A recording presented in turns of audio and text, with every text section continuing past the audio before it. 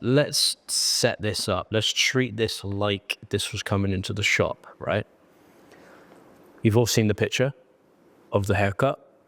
What would be going through your mind right now? Is there anything that you'd be excited about? Anything that'd be freaking you out? What would be going through your mind right now if that long haircut came in? Dude was like, make me look like a rock star who lives in Camden in London and I haven't washed my hair in 3 days. Make me look like that. What goes through your mind? Where to start? Where to start? Nice. Fix factors? Yep. Brilliant. Do you guys get a lot of this type of hair? Longer hair? Nah? Cool. Do you want it? Sure. Nice. Have you got a way to get it? Yes. List it. There you go. And what if they don't come to your shop? What do you do then? Give up? What if they don't come to your shop and you can't post them? What do you do then?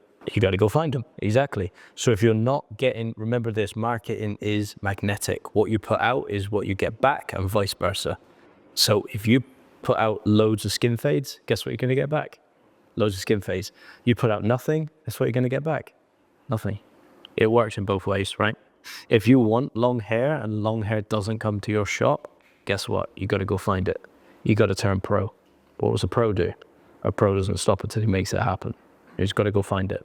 So that might mean coming in, it might be after hours, doesn't have to be. It might be just cutting off the first client of the day and being like, nah, I'm doing a model there. We're going on the streets this weekend. I'm going to approach 5 to 10 people who have got really cool hair. I'm going to offer them a free haircut. I'm going to show them my portfolio and say, hey, this is me. Can I get your details? Love to give you a free haircut. And would you mind if I got some content? 5 out of 10 are going to be like, yeah, I'd love a free haircut. Hell yeah. So if they're not coming to you, you have to go and find them. Okay? It doesn't stop with, one's a statement, one's an action, right? So the statement is, I can't do that. They don't come to me. An action is, they don't come to me. How can I go and get them? All right. So that's what we need to turn that into. So that's the big one. If you want to get more of this stuff, you got to go get them first until you become the person that they come to. All right. Great.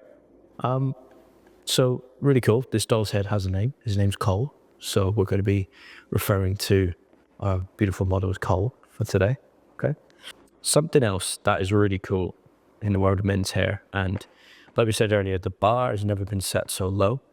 The expectation, they've studied people's psychology of what they're expecting when they go somewhere new or somewhere different. Okay.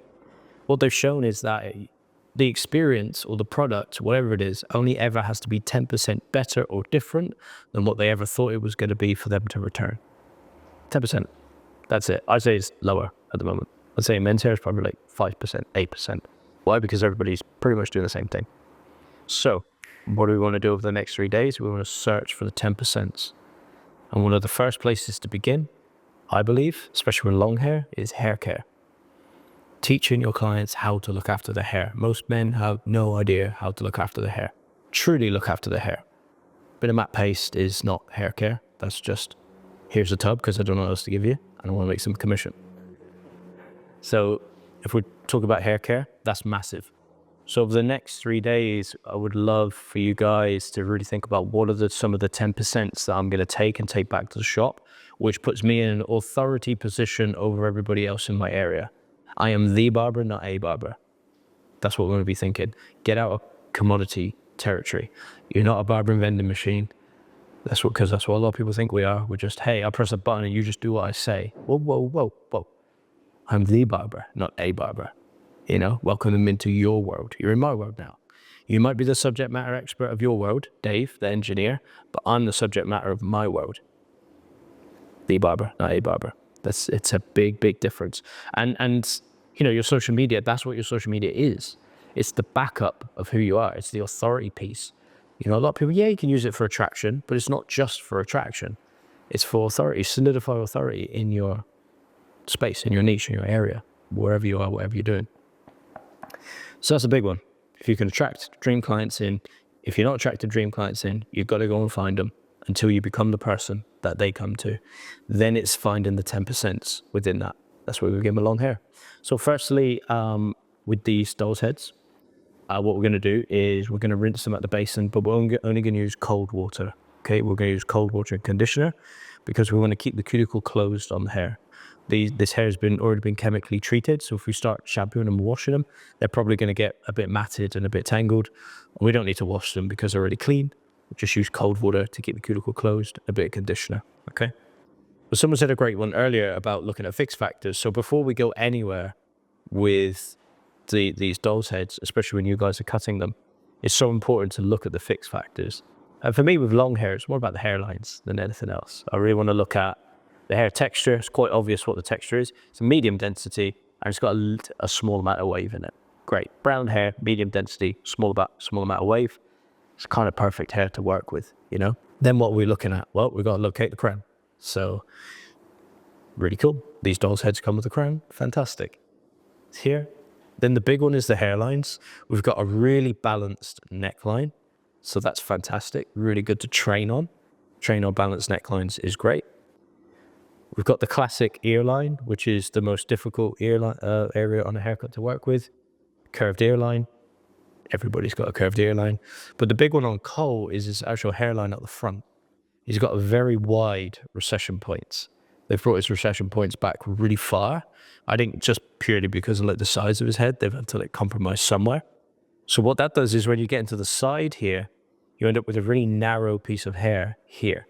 Like his sidey almost goes all the way up to the recession point of his head, which doesn't happen on a human. Okay, so that's just something that we've got to pay attention to when we're cutting his hair. Then we design the method around that. So we might have to push and pull in certain areas, maybe make our section slightly bigger, slightly smaller. But that's common. That's what happens every single day in the shop. We don't do two people's hair the same. Yeah, any more questions before we begin on like how to begin the process, what would happen, salon etiquette, all that kind of stuff? How do you start constipation in food spot? Awesome. I'm going to show you that on day 3. I've got a whole system, which is a big system. It's the simple questions is motive, message, limitations. That's basically the formula. But it will take me a while to do it. But day 3, I'm going to do it live in person on a model that I've never cut his hair before. So you'll get to see it live and in person, and you'll get the whole formula as well. All right. So yeah, we'll set that up really, really well. The consultation is obviously going to be massive, right? That gives me everything that I need to know. Fantastic. All right. So I'm going to go rinse the hair. Cold water, conditioner. That's it. So when we're drying, especially long hair, it's so important that we really care for it, because with short hair, we haven't had to worry over the last 10 years with men having such short hair. Hair care hasn't really been a thing. Why? Because men are getting their hair cut so often, it doesn't even get a chance to get damaged. Like when your hair is like that long, it's not going to get damaged because you're getting it cut so often. But like my hair, for example, I just had a big haircut about 3 weeks ago. But the hair on the ends, when it was really long, was like 5 years old. The hair on the roots would have been 5 days old or 5 weeks old, you know? So it's so important that we treat the hair well. If you think about the average client coming in every 4 weeks, their hair is only ever like 4 to 8 weeks old, you know, if it grows like that much. So yeah, it's important. It's really important. And you notice that now I'm using a wide tooth comb, right? When the hair's wet like this, it's in its most delicate position. So if we're ripping through it with our cutting comb, we could be snapping the hair, because when the hair's wet, especially when you use warm water, it's better with cold. Hair gets really stretchy when it's warm. So if I'm ripping through it with my cutting comb, I could be just ripping the hair. So the wide tooth is going to you're going to have the least amount of tension, okay? And that's going to keep the hair really, really healthy. Again, 10% points on a guy who's trying to grow his hair. He'd be like, fuck, I never knew that. He'd be like, yep, that's why you come to me and no one else. You know? Already you're solidifying the authority in his mind. Oh, and Dave, you don't have a wide tooth comb? Huh, funny that. I've got some you can buy. You know? You're setting the whole thing up to be this real amazing experience. Oh, you don't know how to keep your hair hydrated in the winter? Cool, I got a nice nourishing oil for that one as well. Dave's leaving with a comb and oil. You've given him 20% authority. He thinks, holy fuck, this dude's like the best. He's got a great haircut. You've shown him how to style it. He's never leaving after that point, you know? So in the shop, depends if the hair is clean, if it's dirty. What we have to remember is the heat will open the cuticle on the hair. We have to remember that. Heat and oxygen open the cuticles. So if their hair's super damaged, I wouldn't do it. But for most people, it's fine. Yeah, it's fine. Cleansing or something like that? Say that again. For cleansing, so like absorb whatever you're cleansing the hair with? Cleansing, yeah. Yeah, it will lift the cuticle and allow any toxins out, yeah.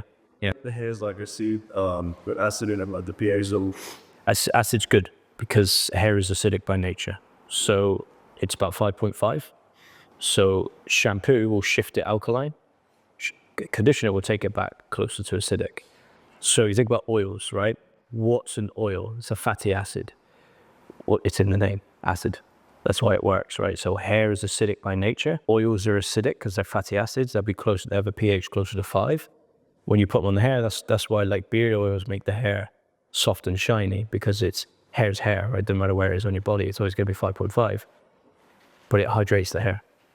So that's what shampoo will take it. So think about oil, right? If there's oil on there, why do people wash their hair? Generally because it's either dirty or it's got oil on it. We're just fighting nature. We've literally created our own problems in this world. We're just fighting it all, right? At all times. We're using force. And we created industries out of force, right? Another conversation for another time. But to get oil off, you have to shift the pH. So you have to shift it from acid. If there's so much acid on the hair, you have to shift it to alkaline to get it off, and then you have to bring it back again. Because if you leave it in alkaline, that's not where it naturally lives, it's probably going to get damaged. The moment you go out in the sun, it oxidizes. The moment you go out in the air, it oxidizes. So you're leaving the cuticle layers like roof tiles. They lay like this, like that on the hair. So the hair shaft is like, there's loads of roof tiles lay from roots to tips. What happens is, in 5, they're closed. When the pH is 5, beautiful, perfect health, right? The moment pH starts to change, or heat comes in, or oxygen comes in, they do this. They start to open. Then what we do is we've opened the hair. Things could come in, or things could go out. That's how hair color works. So bleach will shift your hair to like when you want to go blonde, it will shift your hair all the way to I think it's like a 12 at some points, and then you've got to bring it all the way back to a 5. So that's the power of pH. pH is, if you can understand that, that's why I don't read the label of like the name of a product.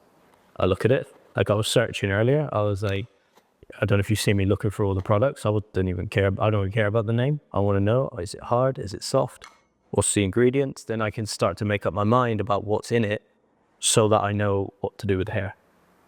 So it could be soft, it could be oily, it could be strong. Like this one's quite strong, it could be a powder. But I understand that they all have different mixtures, melting points, and pHs. So generally a drier product is probably going to be more alkaline, more softer and hydrating product is going to be more acid. So it gives you shine. And now you know how to counteract. So if you do too much oil, you can counteract it with something that's drier. And vice versa. If someone's hair is already dry and you don't want it to go drier, don't put dry product on it. Like, that everybody thinks sea salt spray is like a panacea.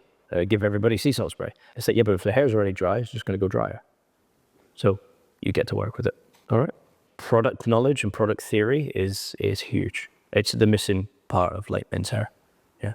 Everybody's come up with the next big hairline. Things going to change the world. It's like, you'd be better off diving into the science of it and really getting into like true hair care and scalp care. Yeah. In that case, then would temperature play a big role in sun? Yeah. So that's why a hairdryer is hot. So inside the hair, T can correct me if I'm wrong. Inside the hair, there's a water bond. There's a hydrogen bond inside the hair. So a lot of people think the hairdryer is hot just to get the hair dry. It's not. So you can get it dry, but then what we're forgetting is there's a water bond inside the hair that gets melted when the hair gets hot. So that's why warm water is great for most people, because it gives you a moment to reshape their hair. If you're spraying them to death with cold water, it's going to be harder to reshape their hair. Hair's not going to be as soft, not going to be as pliable, hard to reshape. But the heat melts the hydrogen inside the hair. That's why, like, take a hair straightener, for example. It's so bloody hot that every hydrogen bond in that hair is going to melt. Then it's jammed between 2 flat plates. So what you're telling the hair to do, you can take hair from curly to straight just by using jamming the hair. High heat between 2 flat plates, you can literally tell it to be straight. And as it cools down, it takes its new place. Because the hydrogen bond's gone from solid to water to not solid to solid again. That's how it works. And that's why you'll notice that all hairdressers have a cold blast. See, because you can switch from hot to cold, depending on how fast you want to make transformation in the hair. Okay? So if you're trying to solidify, like, probably to date my hair from straight to curly, and I was blow drying curls into it, I would heat them up a lot, bake them in, and then cool them down really fast. That's why the cold shot exists on the hairdryer. You know? There's a lot that we're just not taught. Like, people just aren't taught this stuff. But it's the missing pieces. Like, if you can get all of these pieces, you're already 10%. You've done your 10. Like, imagine if I did all that with the client, they'd be like, well, this dude's obviously a genius. So, like, there's 10%. There's 10% there already, you know? All right, guys, so let's begin this haircut. Let's start cutting some hair. So once you know this stuff, the haircutting just becomes easy, simple, fast, efficient. You can make it take as long as you want or as short as you want. It's up to you. With a great system, with a great understanding, with a great thought framework, there's nothing you can't do. Look at the hairdressing course. I hadn't cut a graduated bob in like 6 months. My mum's was the last one I did in bloody May or whatever it was. I did it the other day and it was one of the best I've ever done it. Why is that? System, framework, thinking. And I did 1,000 odd ladies' bobs in the salons where I used to work in them. Cool. Okay, so what we're going to do first is we're going to organize this haircut first. A lot of what I love thinking about with hair is how well you can compartmentalize a haircut. So what we're going to do first is we're going to split the head directly down the center. This is probably the easiest part of the haircut. Splitting something down the center of the head, really easy. It's just left from right. It's directly down the middle. This is purely for organization. This doesn't have to be super accurate. It just has to be done efficiently. Don't have to waste time on this part. It's just let's split the head up. Okay, cool. So we've got side from side, left from right, right from left, whatever you want to call it.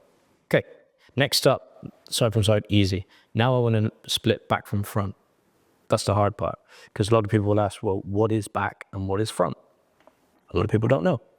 So what I usually go to is I want to assess the amount of distance that I have on Cole's head, what's going to make up the front of his head, and what's going to be on the back, okay? And for someone like this, and for the majority of people as well, the deciding factors, there's two deciding factors. There's the high point on the head, or the crown, one or the other, depending on the person's head, and the ear line. So, like I said at the beginning, the hardest part of a haircut, I believe, is this area here, because it's the most crazy hairline on the whole head. It just, look at that, it's a complete arc, very hard to work with. So, what's going to make this really easy for me? In classic hairdressing, we were taught to split to section to the top of the ear. Well, what's one of the problems with sectioning to the top of the ear? Where does it land on that circle? It lands right in the middle. So then I've got to cut half of it on the front of the head and half of it on the back of the head. I don't know if that's going to be very accurate. So what I like to do is join it up and really make this clear for myself and easy for myself, join it up to the back hairline. So what I'm going to do is go from the high point or the crown all the way back to this back hairline. That's going to be the back of the head. That's going to be the front of the head. And it works really well because there's actually a change of surface just here, which is called the mastoid bone. That can all live in the front. That can all live in the back. Because if I section it there halfway, I'm halfway in a zone and it's not going to create the best balance. So that's what we're going to do with Cole's head today. And it works with 99% of clients that come in the shop as well, unless they've got weird shaped heads. So a little bit of sectioning technique and a little bit of section theory. All you ever need to know with a section is where your start point is and your end point is. It's important that we know where we're going to begin, and it's important that we know where we're going to end. And after that, once you've got your start point and end point, all you have to do is keep the tip of the comb on the scalp at all times, and you should get a nice clean line. So if you assess where you have to go, and you assess where you have to begin, I'm going to choose the high point, not the crown, because that's going to be too much hair.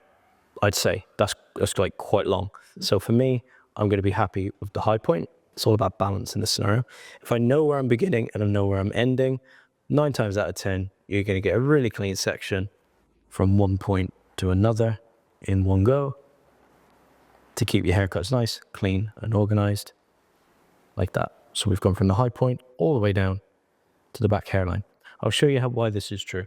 So you can create any shape with a section. If you want something round, all you have to do is keep the comb on the scalp, and if you want something round, you would comb it round, and then all of a sudden you've got something perfectly round, perfectly curved, okay? Same if you want it zigzag. It doesn't matter what shape you do. As long as that tooth stays on the head, you'll generally get the result that you're after. So if you want something zigzag, up, down, split them away, and you've got something that goes up, down, up, down.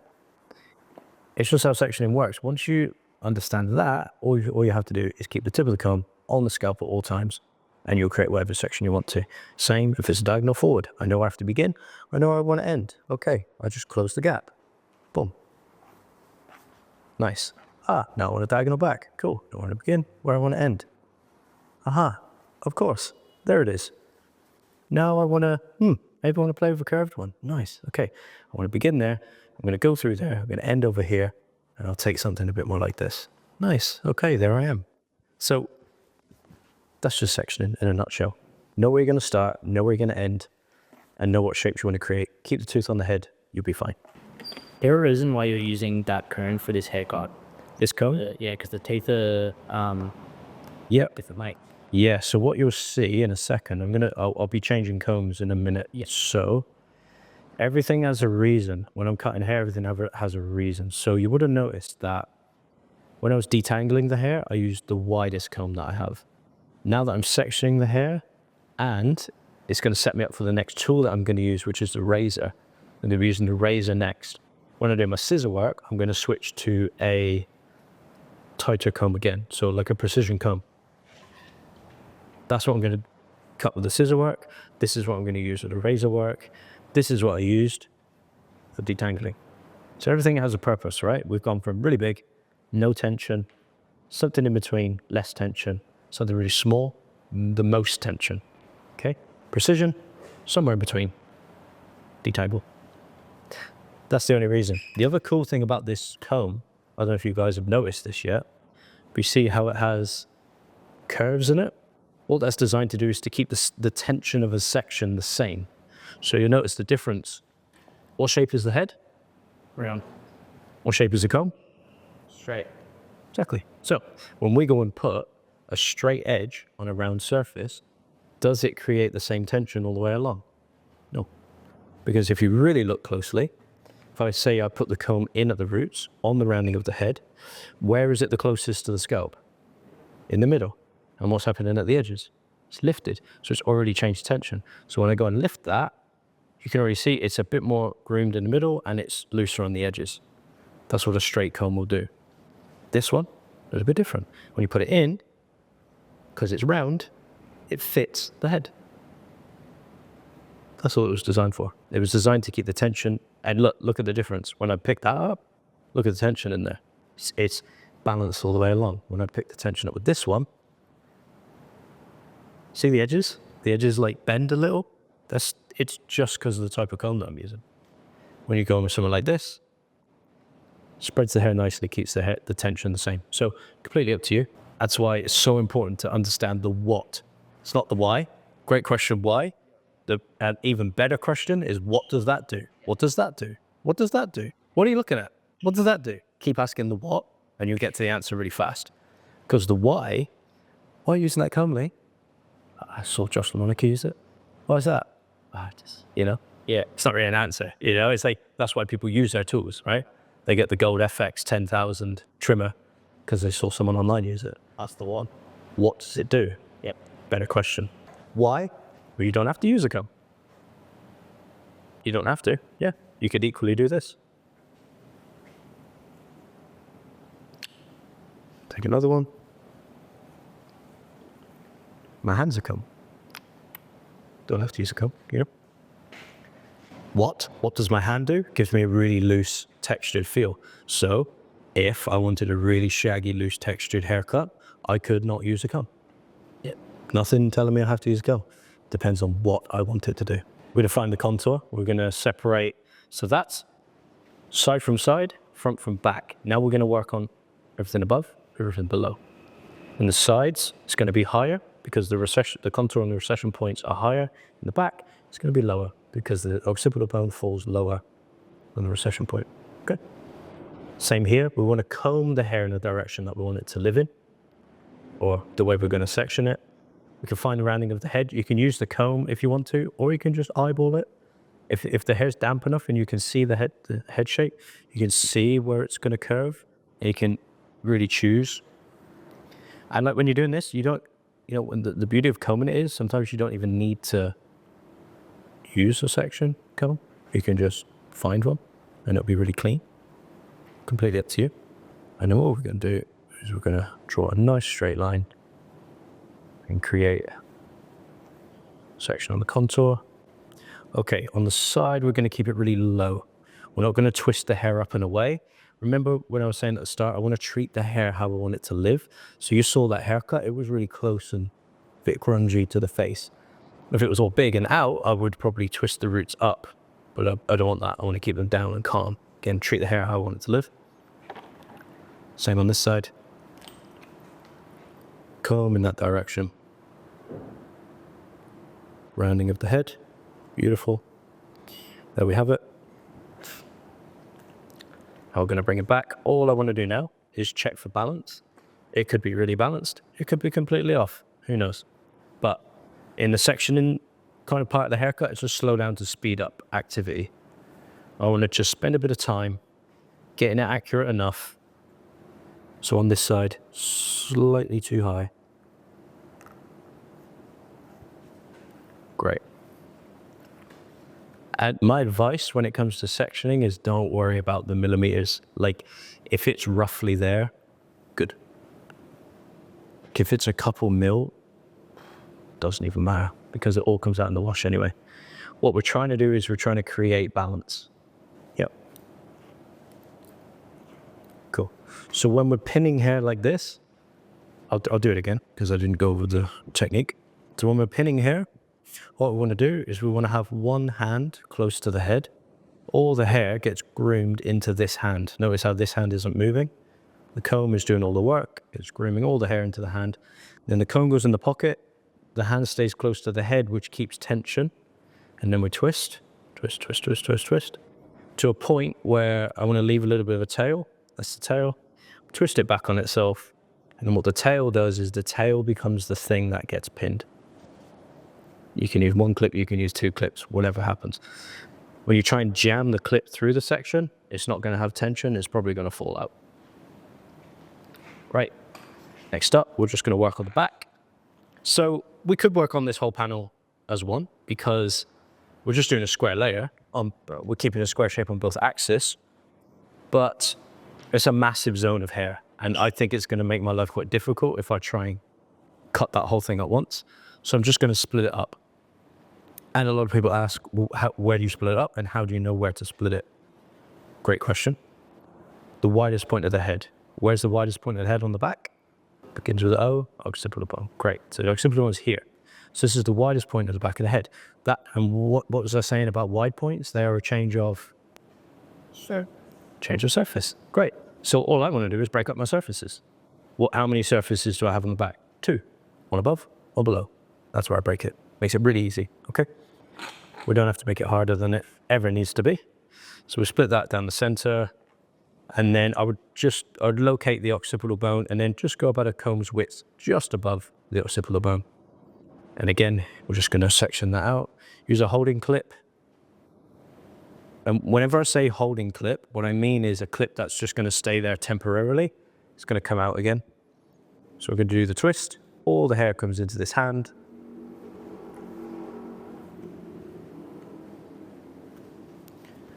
I like to call this clip economy. I like to use as fewer clips as possible. Great, and then we have another twist. Pin the tail. And that's the haircut set up. So we now have all of our zones ready to go. 1, 2, 3, 4, 5. We've got the map. There's a saying that we use in our methodology, sections give directions.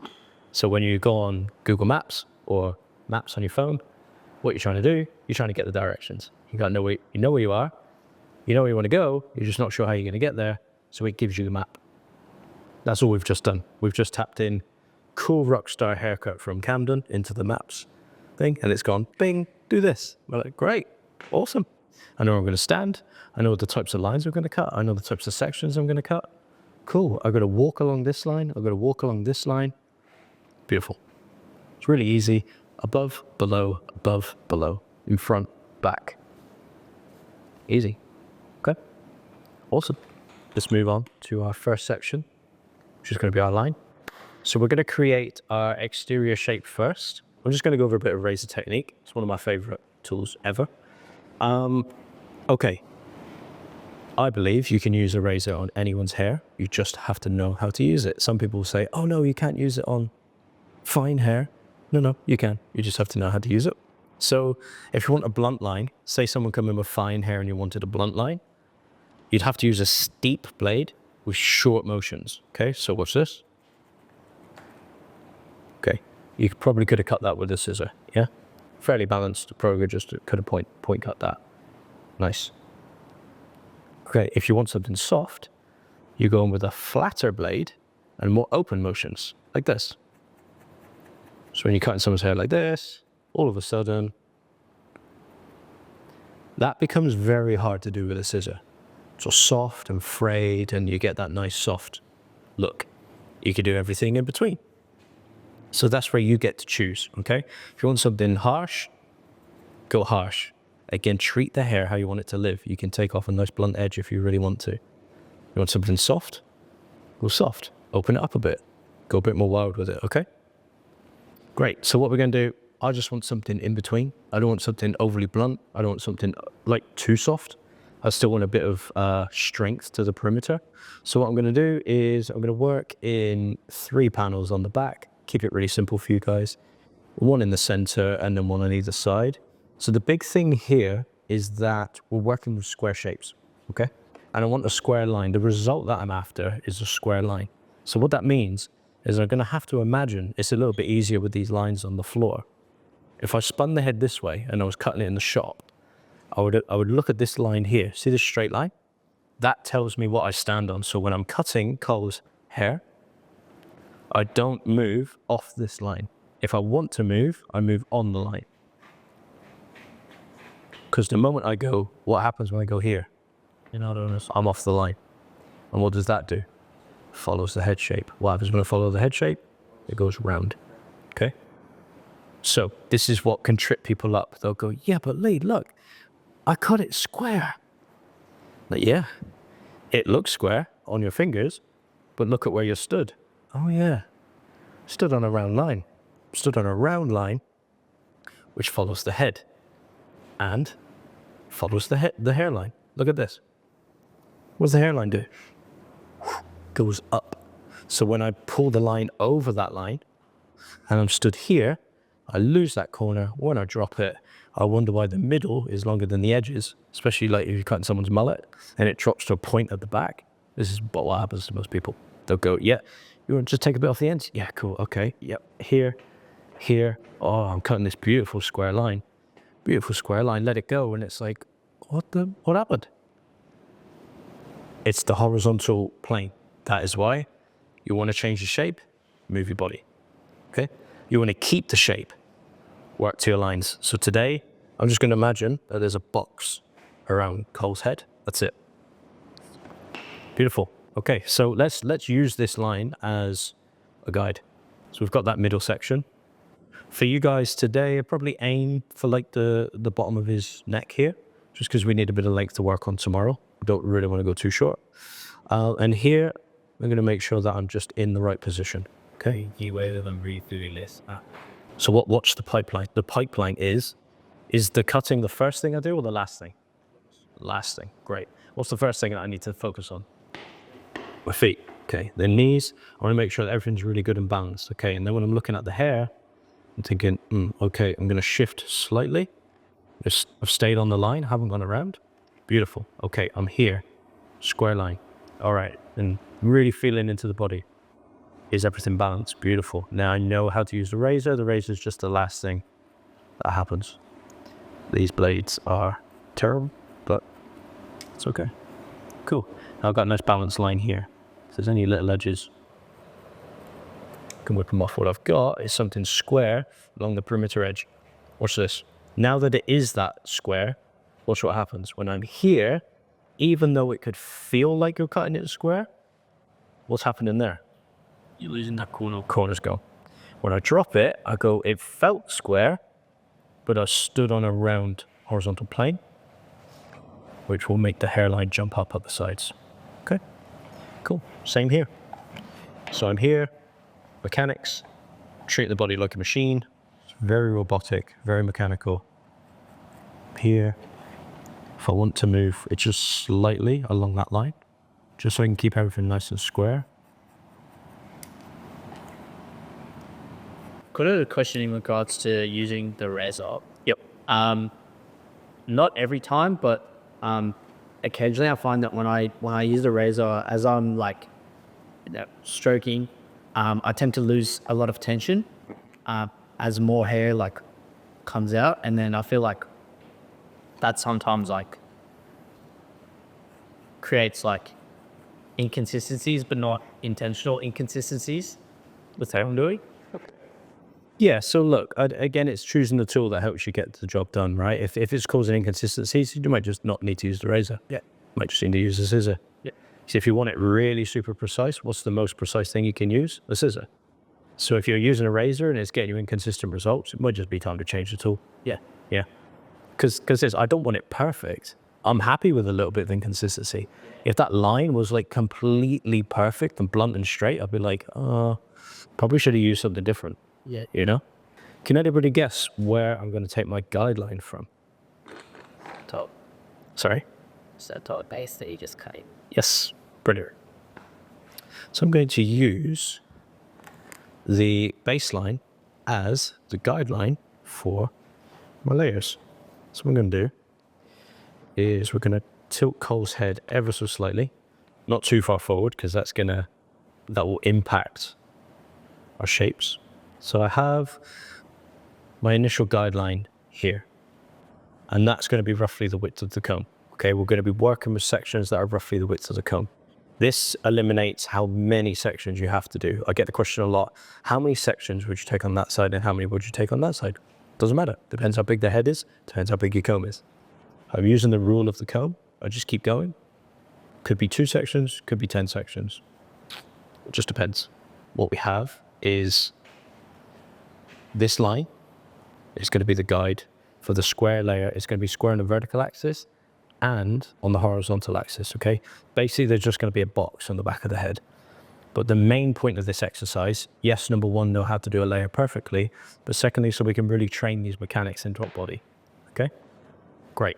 So what we're going to do first is just assess and have a little look and see where that hair is going to go. So as that hair falls away, the last piece of hair of the length is going to be the guide for that hair from a layer. Cool. So I'm here, and you'll notice that I'm going to be really mindful of the height of the head. Okay. It's really cool that we have mirrors in here. I've got a white t-shirt on so I can assess what I'm actually doing with the hair. Okay. Great. So from here, I'm going to be using an overhand technique. We usually reserve overhand techniques for layering. Okay. There's the last shortest piece of the outside edge. The system, feet, everything up. You notice my shoulders are nice and square, my spine's nice and square. The last thing I have to do now is cut the hair to the second knuckle only. Okay? Does anybody know why I cut to the second knuckle only? If you lose texture. Yes. Great. And now we're here again. What am I going to do? The last thing that happens is just cut into that second knuckle. And you see why the setup and the shape comes from the feet first. Because what if I was stood here trying to do that? Look at my body. You usually look how comfortably doing that. Yeah. You'd be amazed how many people cut like this, though. You'll be amazed. I see it all the time. A lot of people cut like that. Or if they're with this. Who does that? Yeah. But look at my body. It's not wrong, but it's inconsistent. So that's basically set the guide for the whole haircut, okay? What I get to do now is I get to work on one side at a time, completely up to me. Okay, when you guys are doing this, there's 2 ways you go about this. You can complete one whole side and cross-check, or if you're worried, the precision way to check your haircuts is use the rule of 3 to 1. Cut 3 sections, check 1. You'll never go too far wrong that way. If you do, say you did this whole side and then you went to the other side and went, ah, shit, one side's a lot longer than the other, you've got to go back and cut the whole thing again. Whereas if you just do 3, check, you're like, cool. You never go too far wrong. You can course correct as you go. Okay, so I'm going to work on this side first. So we're going to split the head, split the previously cut section, because what that does is it then becomes a guide for the next one. Roughly the width of the comb. Such as half the previous section. Half the previous section, yeah. Yep. And now, the last one was in the middle, this one, slightly off. Yeah. Okay. And I'm back here again. Okay. Watch my comb. So I have the hair here. All the mechanics. The comb goes in, and I'm pushing to the center and out. Because on the other side, I'm going to have to pull to the center and out. What we're really trying to do here is keep all of the variables similar on both sides. So when I find this, all I need to do is check everything, check my elevation, that it's not too far up and it's not too far down. And then I need to check my over direction, that it's not too far over there and it's not too far over here. Okay? If any of that is happening, it's going to negatively affect the shape. So the comb goes in. And what I want to do is imagine, this is a really cool thing in this room because there's a line on the floor. I need to make sure that everything comes back to that line. Find the guide, there it is, and the last thing that happens is the hair comes off to the second knuckle. It's the last thing that I'm thinking about. It's the easy part. Because we can all do this. Scissors are really sharp and we can all close them. Cool. And we move on. Split that one. New section, roughly the width of the comb. Using this line. Pushing to the center. Find the guide. There it is. And the cool thing about using the combs width is you'll probably never lose your guide. Because you can always see it. Because you're not taking too much hair. Great. Split. Move on. Thing I struggle with when taking like sections similar to how you are is a lot of the time when I push as you are, I end up over directing into the last section. Too far to the middle. Yeah, it's going too far to the middle. And you get a wing on the outside edge. Yeah. It gets long on the outside edge. Yeah, what is causing that?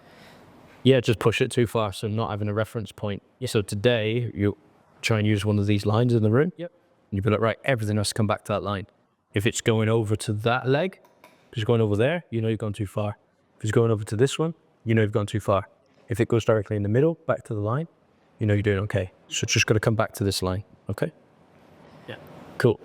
And that's it. And then after that, you just become a bit of a robot after that. Yeah. It's every section the same. So split. Okay, I'm not gonna take a massive section there. We could. But I'm not gonna overcompensate. I'm here, I'm here, I'm here. Not too much hair to take off. Mechanics. Nice. Here. Great. Split.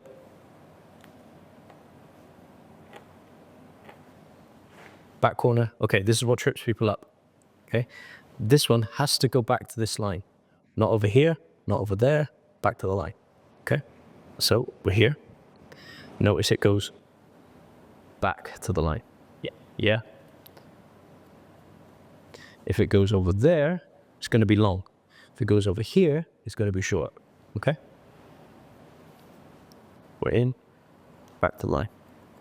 Great. Wonderful. Then it's the moment of truth. All we have to do after that is cross-check. And what we're doing is we're looking for something nice and balanced on the square plane, okay? For me, when I'm cross-checking these shapes, you saw that I cut it vertically. So really, if the top's good, the whole thing's going to be good, okay? So what I want to have a look at, did I create something on the square that's fairly balanced all the way along? And that's what we've got, okay? Something that's square on the horizontal axis. The trick with cross-checking is always cross-check on the same elevation that you cut it on. Yeah. Because watch this. If you cross-check like this, it's not the same elevation. and it looks like it's off, okay? Same here. If I go, cross-checking, it doesn't look right. I didn't cut it on that elevation. I cut it like this, not like this, okay? And that's it. So that's that whole side done. All we need to do now, move on to the other side. So you're gonna notice something different here. You're gonna notice that the mechanics change. I'm gonna stay on the same side. And then got the cross check on the elevation. A layer deeper, right? Something I know, but it's like when you really see it, like think about the head being round. Yeah. Where the short hairs are on a square layer, where the long hairs are. Yeah. What I learned is later, when all of you guys start to show me your cross checking, if there's inconsistencies, we need to check your cross check. You need to check the key cutter principles only. Cool. Position, elevation. So what are you guys noticing this time? We're still on the same side, but I'm pulling the hair to the center. And so that means that my guideline is going to be on the opposite side. This time it's on the inside, last time it was on the outside. Okay. That's just eliminating consistencies, right? Yeah, so it stops me from flipping my hand. Yeah. Because if I went here, I'd have to go like this, twist my body. There's too much play in the arm. Okay, so I use an overhand technique for layers. Everything else, I'll go open hand. Yeah. All right. Smart.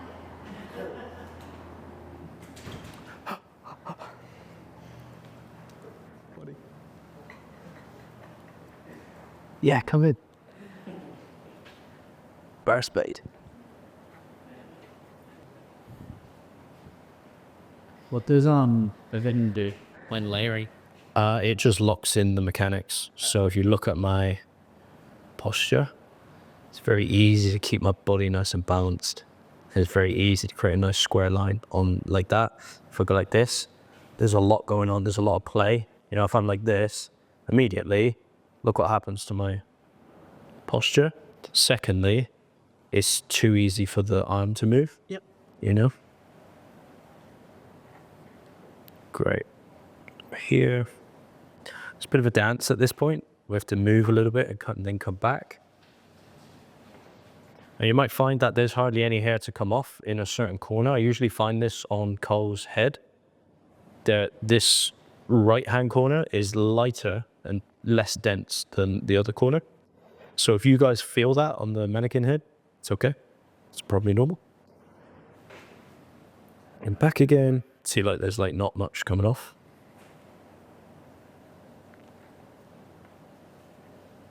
Okay, and again, here, so important that this comes out. Look at elevation, over direction, all of the key cutting principles. And then we just create a nice balanced shape. It's probably going to not look as strong on the edges because there was less hair there. Yeah. Okay. Great. Now we get to move on. That's that whole bit is done. So everything below the widest point of the head on the back is now complete. We've kept beautiful length behind here, so when he turns around, you're going to be able to see it in front of the ears. Because if I didn't do that, I would lose that length. And secondly, we've reduced and slimmed down the internal shape with a really cool layering technique. Now all I have to do is move on. So I'm going to work on this top section now above the rounding of the head. Just keep it nice and damp. I'm going to use the exact same technique, but this time I've got gravity at play. So it's going to be a lot easier, so much easier. Now I'm cutting on a different surface. So before, I was cutting on a surface that went like this. Now I'm cutting on a surface that goes like this. And it's above the rounding of the head. So this side of it is a lot easier, this top piece. I'm going to use the exact same sections as I did before. I'm going to section down the center. And this in the shop, like guys, shop speed is pretty quick, to be honest. I'm going to find the guide. See the guide? Okay. Not going to comb up. Not going to comb down. Again, I'm just going to comb straight out. Find that. Find the guide. Split that one down the center. I get to choose what side I work on. I'm just going to work on this side again. Great, there it is. Cutting pipeline, everything in line. Great. Feels pretty easy and stress-free right now. Body feels good. Shoulders aren't getting all jacked up and tight. Like if I was cutting in a different way, probably would. Okay, vision's good. I can see everything. Over here. Nice. Okay, now we're back to the other side. You see on shop speed is quite quick.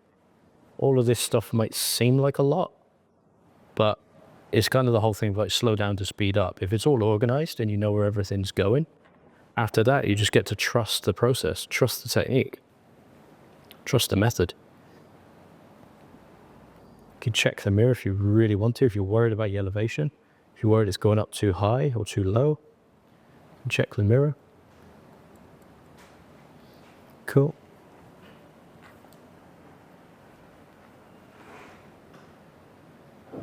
Here.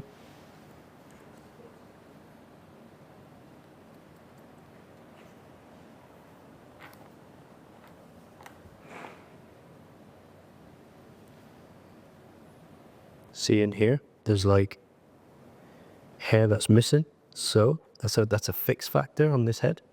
So I have to overcut those areas. If I followed that and thought, oh yeah, that hair, that was the guide, I'd probably end up cutting it too short. Go. So that's the whole back. Done, layered, beautiful, nice and soft, looking pretty cool already. Got enough hair to wrap around the neckline, which is really cool. Some nice layering going on. Great, let's move on to the sides. On the home stretch now, so the whole back, the biggest panel of this haircut is done. It's going to release one side. Okay, so the trickiest part here, I believe coming around this back corner on this haircut's the hardest part. A lot of people get lost here. So I found a super simple way to get the job done is we need a guideline from somewhere. So I'm going to use a bit of this back panel as a guideline for the front panel. So when I take a little section from the back to the front, I'm just going to have a little look. Okay, let's see those hairs where they end. That is now going to be the guide for the side panel. So from here, make sure it's at the same elevation, and that's now going to be the guide for the next sections moving through to this panel. Cool. Now I'm on the side. What you'll notice is we're facing this way on the head, or we're facing the back of the head. Because remember, when I'm layering, I'm using an overhand technique. If I go this way, I'm going to have to go underhand. That's going to wreck my posture, wreck the variables. So I want to make sure that I keep the variables the same. And I'm going to be using an overhand technique this way. So I'm going to find my guide. It's there. And I'm back again. If this feels exactly the same as I did it before. Pick up the hair that didn't get cut. All the way out to the edges. When you took the guide, you only sort of, did just enough so you can do the next section. What's the differences between like that and going all the way through with that initial guide section? All the way to the front of this section? Just so I have more control. Because this is the thing with a haircut. I get asked that a lot, and I got asked it about graduation as well. Someone said, would you not just cut the whole top line first and then graduate everything underneath it? Yes, if you could guarantee that that's exactly where it needs to go. Yeah.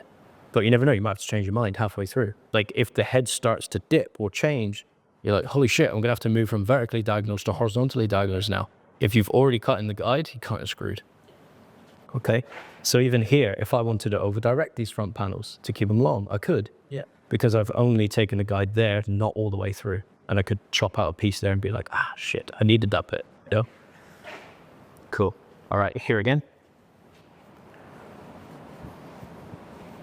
Find the guide, check my mechanics, beautiful. Same again, find the guide, everything feels pretty good. Nice, move on.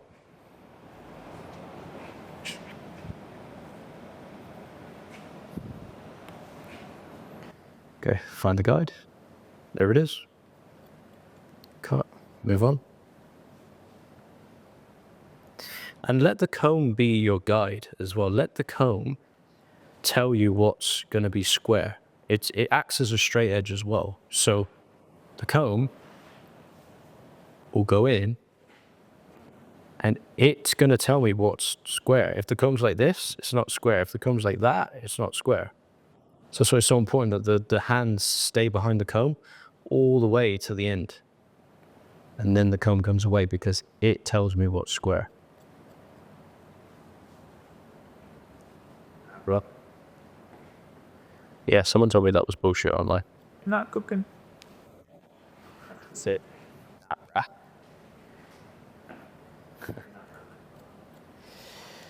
Oh, Did they say why? oh no. They just said not cook it. Just said not cooking, brah. And I was like, must be, must not be. So guys, you can see how this is an exercise of really creating this square shape on all panels. And we're really drilling in the mechanics here. So again, we'll find the guide. Need a bit of hair to show me where was that last shortest piece of hair. There it was. So I'm going to cut in this. It's important that it's at the same elevation. Okay, split. Take that away. We move on. We begin this new panel. So now what you'll notice is I'm at the back of the head now. On that side, I was stood here, pushing this side. So what did the pushing do? The pushing pushed the hair to the back. So I was pushing in and out. Same on this side. How do I do that? Well, I can't do it this way because that's really difficult. And I want to keep my overhand technique. So I'm going to pull the hair back and out. Okay. Fantastic. So we're here. Find my guide. There's the hair. Cut. Find the hair that wasn't cut. Find my guide. Boom. Done. Move on.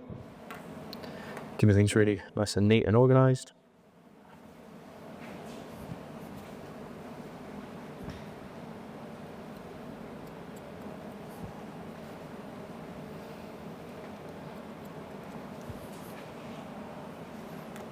Split. Move on. I would really try and be as militant as possible when you guys are doing it. Because it's really easy to feel like we can start to skip a few steps as we get to the front because of Cole's hairline. It's like, yeah, I could just grab that in all one piece.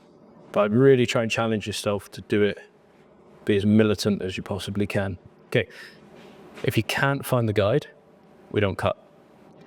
So what that tells me is my section was slightly too big and I couldn't see the guide. Okay, now when I pull it again, now I can see the guide. Nice. Here, goes out, you see the guide. Great. Section, move on. Oh, Lee Windsor couldn't find a guy. I was actually thinking this morning, wondering if there's anything. I was thinking this morning, so I'm either gonna get a yo-yo done or what. Got it easy. There you go. So that's the whole side panel complete. Now the only that's left is to cut the top and the fringe. Top's quite simple. We're going to create a square layer on both panels. I'm going to cut it on a vertical axis, not a horizontal axis, for one reason only. The guideline is at the back of the head, and I want to be able to control my vision. So any which way we cut hair, we sacrifice something, we compromise something, and that something is vision. So if I stand, say if I'm cutting the back and I cut from here to the front, what can I not see? I can't see the front of the head. If I stand here and cut my sections over this way, I can't see the other side of the head. So whichever way you cut, you compromise something. As Chris Williamson said last night, you must choose your heart. You must choose what you want to compromise. And that depends on what result you want. So I'll explain a bit more about that in a second. So what I'm choosing is to limit my vision from side to side. I really want to be able to control the shape from back to front. I really want to be able to visualize that all the way through. Because if I stand this way, what shape am I visualizing from side to side? So I get to choose. In my head, do my little calculations. Do I want to go, is it more important that I see it this way? Or is it more important that I see it this way? To me, in this scenario, more important that I see it this way. How do you decide what's more important? On the finished result. Yeah. Yeah, so for me, the front of that haircut is really important. If that goes too short, I've kind of fucked it. you know? Because if I'm here, I can't see that. Yeah. I'm like, that bit, cool. I can see side to side really well. If I want to keep that corner longer, that one short, that one longer, shorter, blah, blah, I can see that. But that's not the whole aim of this haircut. Yeah? Cool. Yes. Plus, we must choose our outfits. So this is going to make sense now why I chose to stand here, because the guide is going to come from this back piece. That's going to be the guide for this whole piece moving forward. Okay? So when I'm here, this allows the comb to tell me what's square. So if I want to move along the line, I move along this line, the square line, okay? I don't move around. Because that's going to really start to skew my sections. If I want to move, it's a slight shuffle this way because we're on a longer panel of hair now. Cool. So I'm here. Okay. Comb is my straight edge. And I allow that to show me what's square. If I'm stuck, this is a great one in the shot. Turn it to the mirror. As long as you've got a nice white t-shirt on, or if you've got a white surface behind, look, the nice white wall, you can use your comb. Comb goes in, fingers go behind the comb, and let it show you what's square. And that way you can check your root direction, you can check your over direction, and you can check your cutting line. So from here, beautiful. I want a nice square line from there. That has then set the tone for the rest of it. I don't really need the mirror, so I'm going to show you guys this. Great, and then we could just move along. What does cutting the top? What fringe shape? The top before the fringe, it allows me to set the length for the shape. You could do it whatever way you want. If this was a client, I'd probably do it completely backwards. I cut the fringe first, but I wanted to set up an exercise for you guys. The fringe is quite a quick thing at the end. Cool. Notice when I'm shuffling, it's a tiny little shuffle, just off to the, and my body position now is going to change the root direction. So if I'm stood here, trying to cut this, what's happening? Look at my posture, and I risk pulling it to me. And I go, that feels better. Shit, it's not right. So, I'm going to stand here, directly in front of it. Nice. Square line. Now I get to choose what side I go. I'll cut that side first because you guys can see it. It's going to be a bit of a dance. I'm going to come around, take a section. Sure that stays there. Come through. Okay, and now I'm going to pull these sections of hair towards the center, towards me, find my guide. Okay, a little bit of cutting technique here. You can use the old hairdresser way and just use the tips only to keep the tension and the pressure in the ends of the scissors, or you can use the technique that a lot of other people are using at the moment to slide the hair away like this. And you can use a lot more of the blade. Now, how that works is whatever scissors you use, because we're closing them and in a certain direction, it doesn't matter what scissors you use. If you use the whole blade, it's going to push the hair. See how it's like push the hair that way? So any way you cut the hair, what we're trying to do is minimize that movement. So when you use the tips of the scissors, that's what that does. It doesn't allow the hair to slide because you're using the tiniest bit of the scissor. Same the other way, right? You see a lot of hairdressers or a lot of barbers doing this technique right now, where they'll be like this, making it look like it's like a circus act. What it does is you can use more of the blade and pull it backwards, and it stops the blade from pushing the hair the other way because you're just counteracting what's actually going on. And you get no square line. Okay, so that's how the two work. Then how you hold your scissors is up to you. My rule of thumb is like, just do what's comfortable. So, I mean, if that is more comfortable, cool. If that is more comfortable, cool. If that is more comfortable, cool. You do what you want to do.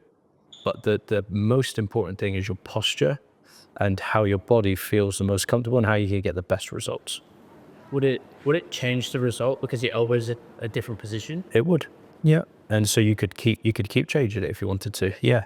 So again, I think it's more about like however you begin is probably a good idea to carry on that way. Yeah. You know?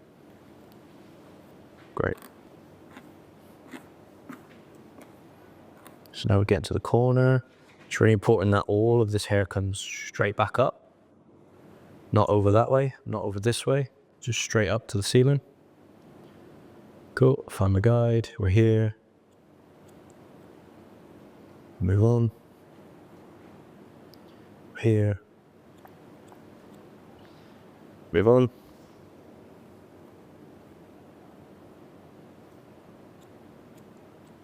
Great, and then there's probably not going to be any hair left now. Oh, a couple of ends. Beautiful. All right, now, so you notice that side I was pulling the hair to the center. Well, what am I going to have to do on this side? Push to the center, exactly. To keep the variables the same. Now, watch what happens. This side, I cut from back to front, yeah? Some people say, I want to cut it from the other side. That's okay, you can. But now the scissors going from front to back. Okay, so remember, whatever scissor you use, it will push the hair in a certain direction.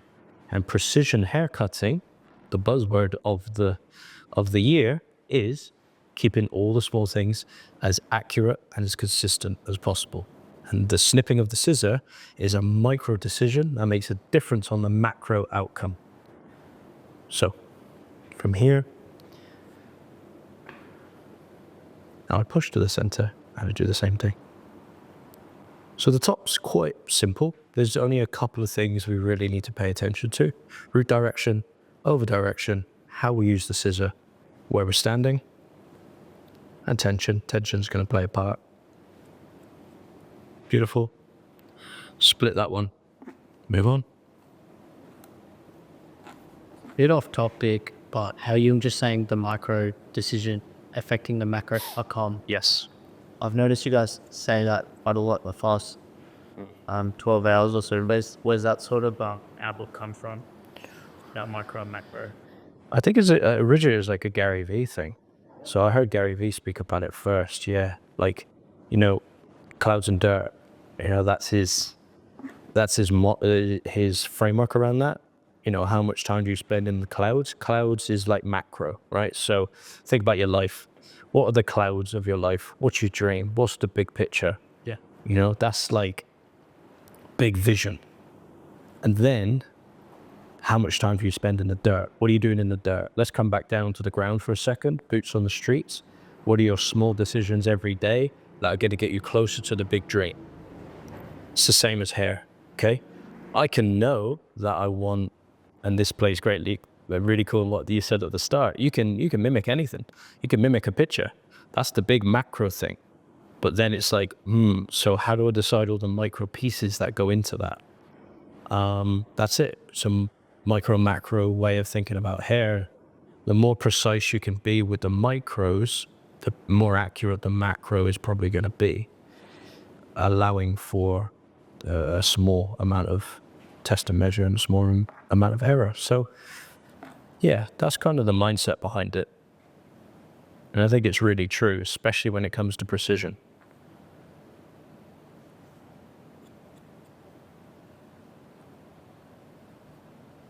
A great question. And if we used a what framework on that, what does that do for me? Well, it sets up the dream. It sets up where I'm going. It allows me to be patient, but also work with speed. You know? So that's how I look at haircut. I'm patient for the end result, but each section, someone asked me once, this was when I was working in the barbershop, Lee, how do I speed up or stay on time? And I was like, well, essentially how I think about it is don't waste time on things you don't need to waste time on. And that means be patient with the macro, work with speed in the micro, or work with efficient. Let's use the word efficiency, because some people could probably confuse speed with rushing. Yeah, we don't want to rush, but we want to be efficient. Cool. Micro macro thinking in hair, that's very powerful. Very, very powerful. Okay, that's the layering complete on this whole haircut. So what we would find now is if we shook Cole out,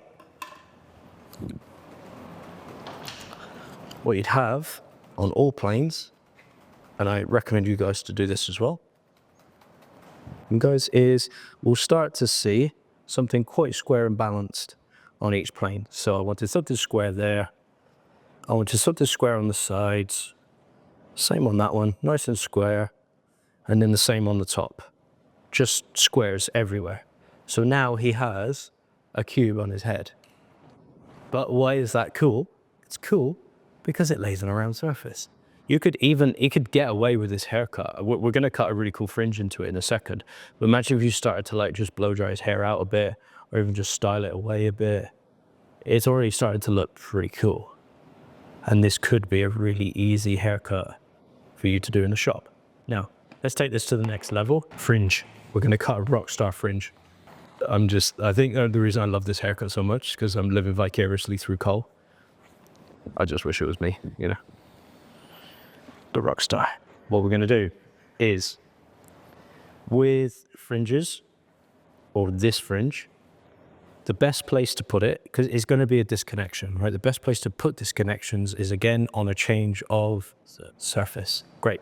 When you use a disconnection, when it's on a change of surface, it usually works the best.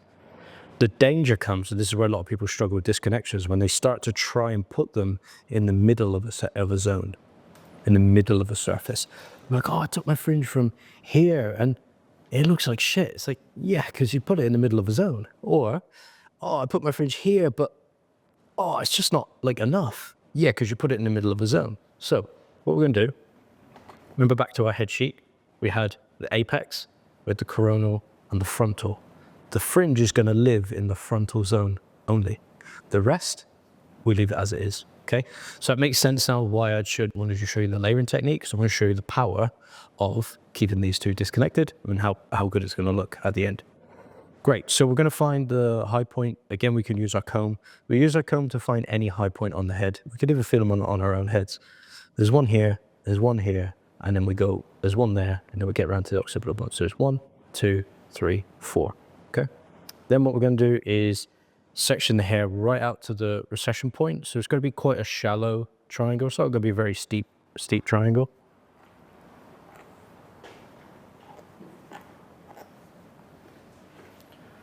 Great, same here. Quite a shallow triangle. Okay, here's a little bit of method behind this fringe. So I don't know, you guys might have seen me do this in a video online, but it really is a game changer when we start to think about, how do I cut this? Why do I cut it this way? And this is the art of like cutting movement into hair, okay? So when you get like a curtain fringe like this, what you see a lot of people do is they'll probably just like take a little piece in the middle and they might twist it and might do this and a little bit of razor, cool, and then they'll pull that one over and do that and do that. It's not wrong, but it's just one way to do it. When we're thinking about weight, anything closer to the horizontal is heavy. Anything closer to the vertical, it's going to be light, okay? So anything that we're pulling down here is the heaviest structures we can do. If we want a really heavy fringe, keep it very, very low. Do not lift it. You could twist it, you can use the razor, you can do whatever you want, but you must keep it low. That will keep it as heavy as possible. The moment we start to lift, we start to introduce some movement and some lightness, okay? So watch this. When the hair's here, we have hairs laying on hairs, really heavy, okay? When we're here, pay attention to where the short hair is. Where's the short hair? By the hairline. Where's the long hair? At the back. So when that falls, we have a long hair fall sitting on top of a short hair very close together. It's going to make it heavy, okay? Not as heavy as the line, but it's still going to be very heavy. Watch this one. Then when we come off the head off its base, what are the hairs like now? On that length, on that length. Similar length, right? Somewhere in between. When that falls on a round surface, you're going to get something in between. Let's go the complete opposite scenario. We'll go all the way here. Where's the short hair now? At the inside. And where's the long hair? On the outside. So when that falls, you've got a short hair laying on the long hair. Really soft. Okay? So now we know how to get soft, we know how to get really heavy, and we know how to get everything in between. What we're also going to do is we're going to introduce one more cutting factor into this, is over direction. So what we're going to do is we're going to over direct. Not only are we using elevation in the center, but we're using over direction from the corners so that it gets shorter in the middle and longer on the outside. And when it falls, the whole thing's going to be layered and over directed. So when it falls, it's going to create a beautiful moving fringe. We've cut the movement in. We're not styling the movement in. Okay. When we do both, it gets a really powerful result. So let's set this initial guide. Again, another great quote that I love to use, which I guess we can coin this one. I think this is a 101 original. If you're not assessing, you're guessing. Yeah. So what does that mean? Well, if I pull the hair up and I go, I want to create a fringe, maybe I'll cut it there. Okay, chop that off. Oh, it's too long. Damn it. Okay, I'll go again. Oh, no, it's still too long. All right, I'll go again. Anyone done this before? Yeah. We've all done it, all right? And then we say, hey, Cole, you know what? We'll do it this length because we can always take a bit more off, you know? And we're just wasting time. We're wasting time, yeah. 15 minutes later, we're still trying to get this bit right. What do you reckon? Is that going to be all right, Cole? Just cut my hair. Okay, so what we're going to do is we're going to assess before we cut. So what I like to do is just a measurement. It's just a mind's eye measurement of where I want this to fall. So I'd like it probably to hit the bridge of the nose. And I recommend you guys to do the same because you're going to need to use this one tomorrow. Yeah. If we cut it too short, you're not going to have enough hair to cut into it tomorrow. So I could just gauge, it's about an inch and a half to play with on the ends there. So I'm going to come here, and that is going to influence how I cut the hair. And this is just going to set up my initial guide. And I'm going to use the drag technique on the scissors to get a nice straight line. Cool. When I drop that, it's going to hit the bridge of the nose beautifully, and it's going to split just there. Here's what we're going to do next. We're going to use a diagonal section, and we're going to bring that to the center. We're going to use this as a stationary guide. That means everything's going to come to this point. What's the diagonal section doing? Is that just because it's the shape of the zone? Good, really good. Yeah, it's pivoting. Yeah. But it's because I'm using over direction. Yeah. Diagonal says, hey, Lee, you said there, it's telling me to stand here and pull here, and it's triangles reminding me about the triangles. Yeah, Perfect. yeah. If I went square, I'd be like, oh yeah, of course. I'm just pulling them out straight. Yeah. Yeah. So I'm always trying not to contradict my techniques. Everything is reminding me of the next thing. Okay. And we experienced this last week, actually. When I was doing my hairdressing training, the guy that taught me said, you could go and answer the phone and you could go and do this, you go and do that. And you'd always come back to the haircut and know exactly where you are. And it happened last week at the demo. The batteries ran out on the microphones, or the connection went, and I know how to do those. So I was like, okay, guys, we're going to just have to stop. Went off for a few minutes, come back, and I just could pick the haircut up exactly where I was. Yeah. Now, if I didn't have that all in place, I'd be like, well, where was I again? You know? So it all reminds me what to do next. Cool. Diagonal. Here we go to the center. You guys use the center of the nose as a reference point. Bring it back to the center of the nose. Use the comb. The comb is going to tell me what's triangular. If I'm like this, it's a shallow triangle. If I'm like this, it's going a bit square. That's not what I want to create, okay? Cool. Comb goes in, comes up, triangle, beautiful. I'm here again, cut. So how did you decide like how heavy you want it to sit? Because obviously you did the assessment for the length, but the actual weight of it, how do you... Well, for me at this point, it's experience. I just know that when I cut it here, it sits beautifully. But if I wanted it heavier, I'd show you a different one. And if I wanted it lighter, I'd show you a different one again. But for me, I just wanted something medium weight, medium density, medium movement. And that tells me everything to do. Yeah, so what you'll see now is like, as everything falls, it's got like this collapsing over itself. Yeah. Yeah. And when we drop it, what we're going to see is a cascading effect to the outside edge. So it drops on that angle. And when you look on the inside, you're able to see all the layering sits in here as well, and it does the same thing. So we've got the outside edge and the inside layering, it all does the same thing. Then when we drop that and we go and comb it in, it's going to create a really cool bend that moves on its own. Yeah. Okay, that's what's called cutting movement into the hair. We're basically encouraging it to do what we want it to do without using too much styling or effort at all. So again, comb shows me where to go. There's the line, there's the guide, I go in, cut. Take my next section on the diagonal, goes in, push it towards the center. When you use the middle of the nose as a guide, I can't really see in the mirror, so if I was in the shop, I'd be using the mirror for this. I'll be really making sure that it's definitely going to the middle of the face. You guys can be my my mirror. Great, push to the center. Beautiful. Then if we were really thinking about this as one big compact section, really, if you wanted to bend the rules, you just pull it all up to one place and cut the whole thing there. Boom. And when you drop it, you have this really cool fringe that moves on its own. Then all we do, we drop this away, we shake this over the top.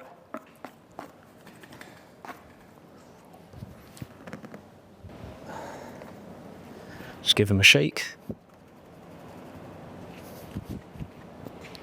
Cool, then when we bring it back, it's all gonna flow and blend together. Why does it work? Because we put it on the change of surface. Cool. And like if this was a photo shoot, or if this was, you know, he was going out or he's in a band or whatever, I'd really be encouraging him to style his hair this way. I'd be like, cool, okay, now we can air dry. I'm going to give you the right types of products and the right combs. I might sell you a couple of clips so you can pin a couple of pieces, and away he goes. The last thing I'm going to do is I'm just going to check the face line.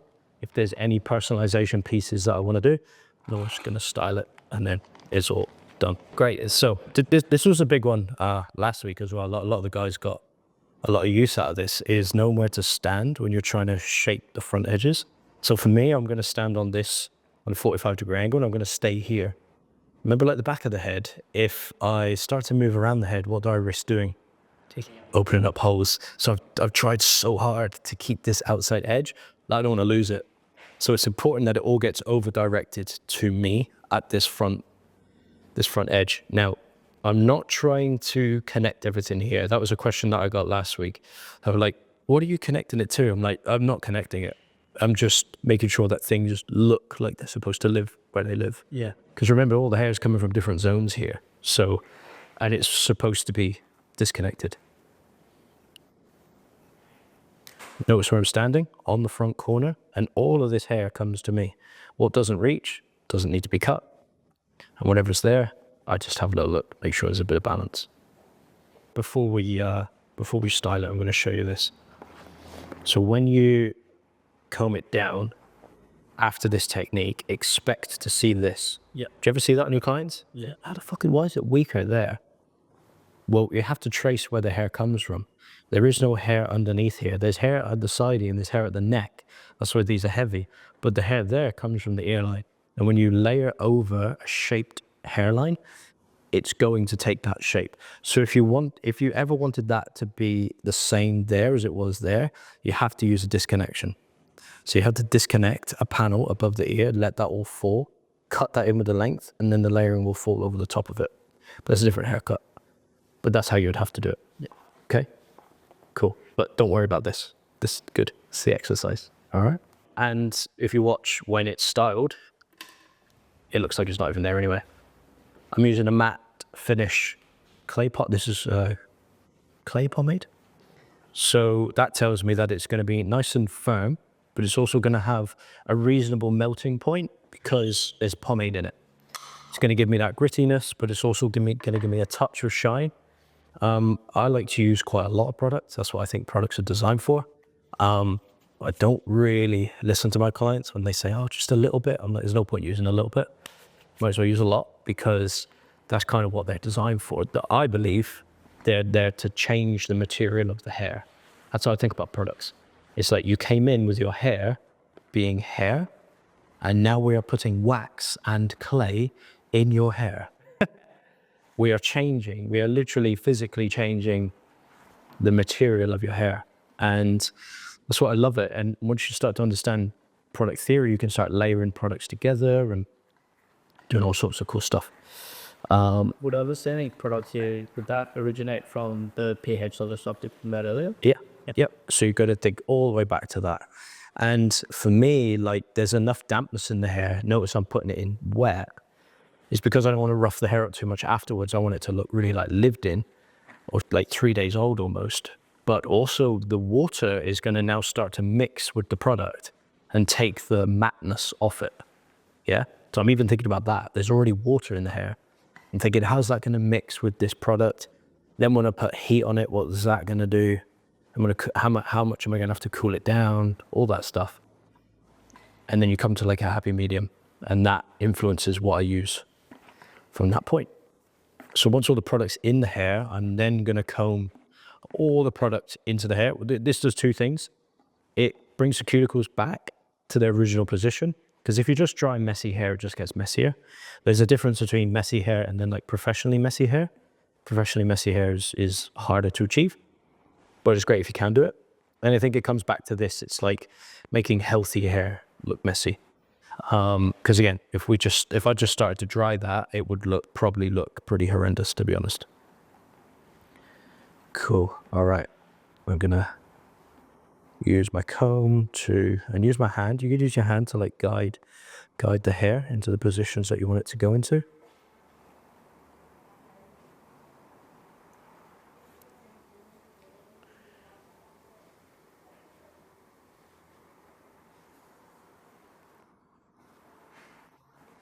Okay. This is really good with curly hair as well. I used to love doing this in the salon. Flatten curly hair and then let the diffuser bring it back to life. Keeps it nice and calm, but it really brings some beautiful texture out in it. So with styling, always remember that volume and direction comes from the roots. Texture comes from the ends. So what's the overall vibe of this haircut? It's very flat. Yeah, I don't want it to be big, I want it to be flat. So if I want it to be flat, remember, volume comes from the roots. So if I don't want volume, I have to keep the roots really low. If I keep the roots really big, I'm just going to get loads of volume. Okay, I don't really want that. I'm going to put the movement grip in the fringe to keep that gap closed. I want it to be closed in the middle.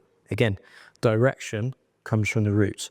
So if that splits at the front, that's because the roots weren't told what to do. So I want to tell the roots what to do. So low speed, medium heat. It's a doll's head. Probably not going to burn him, so it's fine.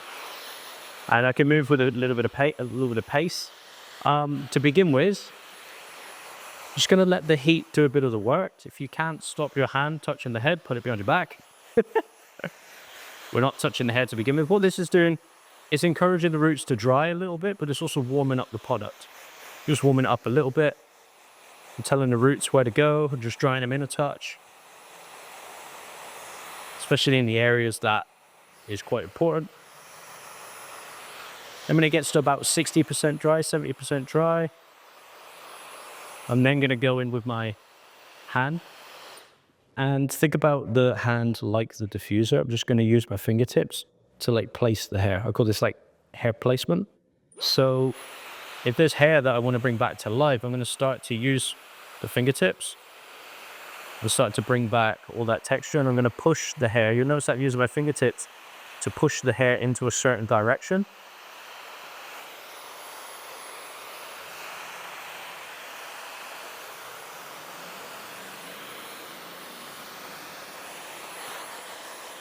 I'm just going to keep working on it.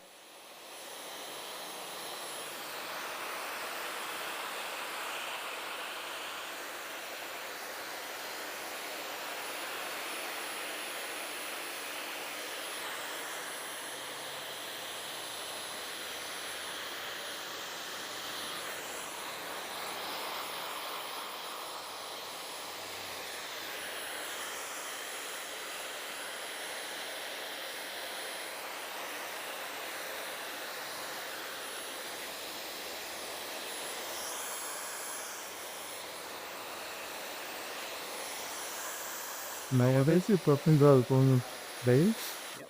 The first one I already sent off before. When we're doing the same, they're saying that if you haven't supplied to Lou, do a lot.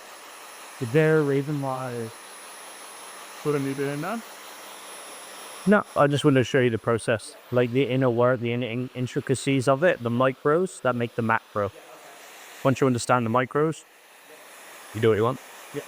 But you got to be very sure that it's all in the right place because you remove your options. If you're going to cut it all at once, you remove all your options. You got to make damn sure that it's right. Because when I cut that middle one, I then get the option of what I do with the next two. Yeah.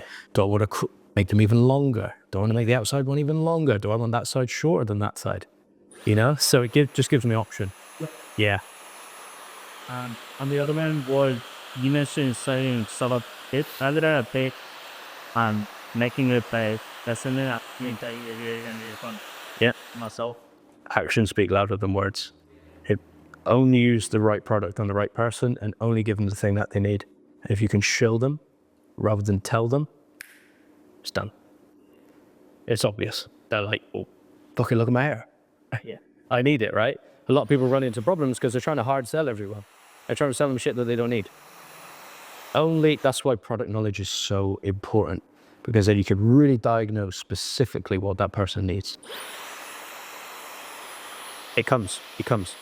I was a bit fussy with product sales at the end of my career in the shop. I have my own kind of ideas about products, the chemicals, all that kind of stuff. Like, for me, it was more important that the product was clean, didn't have toxins in it, all that kind of stuff. So my product sales actually went down near the end of my career because I just didn't want to sell them toxins in a can, But that was my own choice. It's like in hairdressing, you get so good at styling hair, you blow dry the hair, it's super shiny. They're like, whoa, how'd you do that? I'm like, well, I use this shampoo, this conditioner, I use this wonderful oil. And they're like, well, I guess I gotta get them then, don't I? You're like, yeah, you do. When I know I could do it without it, but yeah. Okay, last thing you want to do is take the clip out. See what I'm doing with this hand? Just placing the hair, loosening up. If I want to expand some bits, contract some bits, that's completely up to me.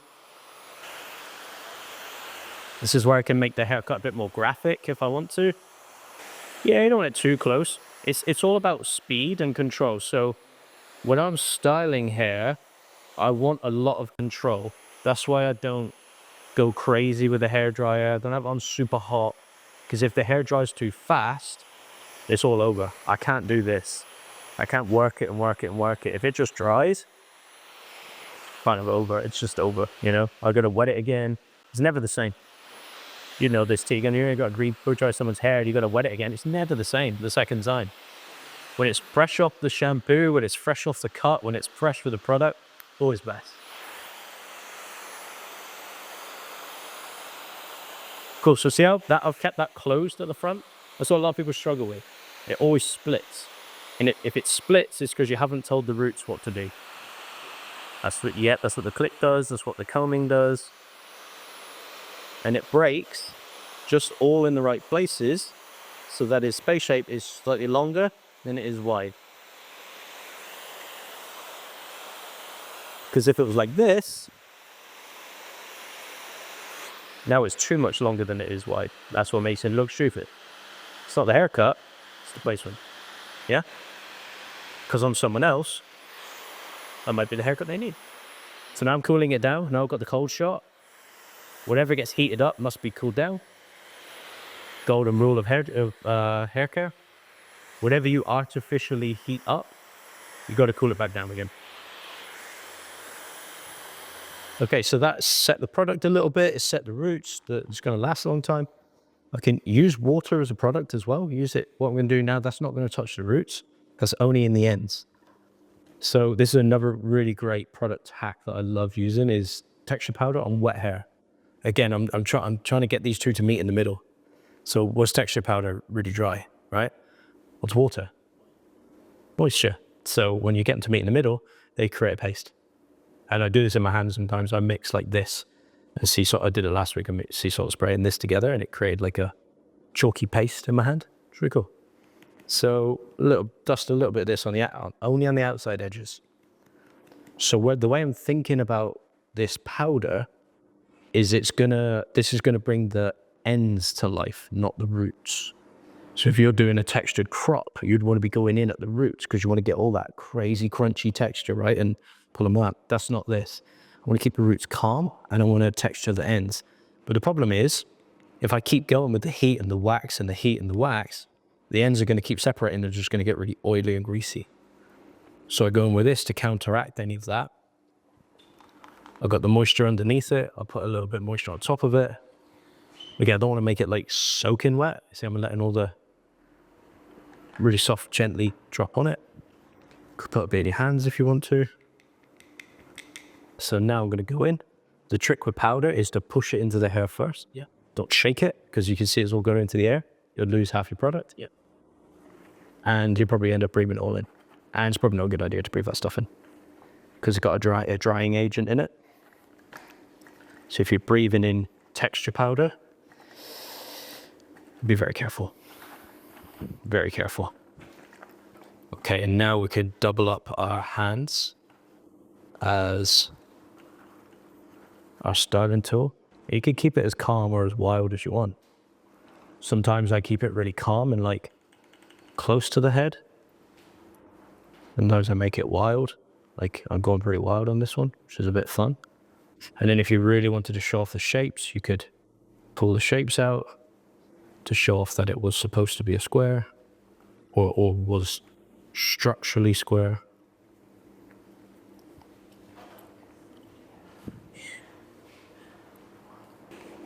And check out the side. You wouldn't even know that there was a hole there anymore, you know? So the styling comes in and really changes everything. So you can see now why I chose layering. It's the internal distribution of weight and length. What it's done is it's distributed everything internally and left me with the beautiful edges. Same, you know, and then I can really start to expand the shape and really show off what it was, like what the internal structure is. But you see this on Instagram all the time. It's not practical. Like clients are not going to walk around with their hair like that. But my target audience is barbers, okay? And if I can show barbers that I can cut a square layer and they're like, I can't cut a square layer, they're going to look at this and go, I want that, you know? But clients probably aren't going to look at this and go, I want that. You know, that's why we've got to be really careful about target audience. So when I'm looking at making content, my target audience is probably going to be different to all of your guys, because I train people and you guys are looking for clients. So I would probably keep it more commercially friendly, but that could make some really cool content. So you could expand it if you want to, or you can calm it back down, because that's the problem, right? They never show you this on Instagram. They never show you from the front. Looks like a dinosaur from the front. What's that on your head? Imagine if you just walk down the road now, they'd be like, well, it's kind of get it. So yeah, more commercial would be a bit more calm. I'm a more commercial hair person. I love just seeing lived in stuff. I don't know if you saw the post I put out last week. I did a little photo shoot after the demo that I did, and it was beautiful, beautiful commercial hair. Nothing too impressive, but the shapes were there. It suited him down to the ground, and that's my favorite kind of hair.